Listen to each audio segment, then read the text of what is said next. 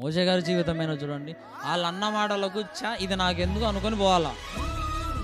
వాళ్ళు రాజీ రంపాన పెట్టినా కూడా మోషే గారు కేవలం దేవుడి మాటకు విలువనిచ్చి నిలబడినాడు అక్కడ.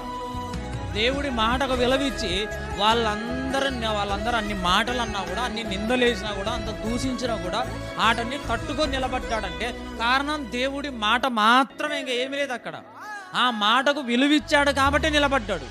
మనం కూడా ఆయన మాటకు విలువిచ్చి ఆయన మాటను మనము గట్టిగా స్థిరంగా మనం పట్టుకుంటే మోషే గారి లాగానే ఎన్నొచ్చినా మనము నిలబడతాం.